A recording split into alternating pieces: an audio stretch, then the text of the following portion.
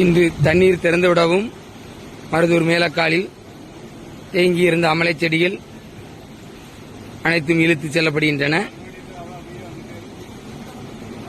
மேல 3 சட்டர 4 சட்டர மேல தூக்கின பிறகு ஓரளவுக்கு தூக்கின உடனே இதில் உள்ள அமலை செடியெல்லாம் இழுத்து செல்லப்படுகின்றன.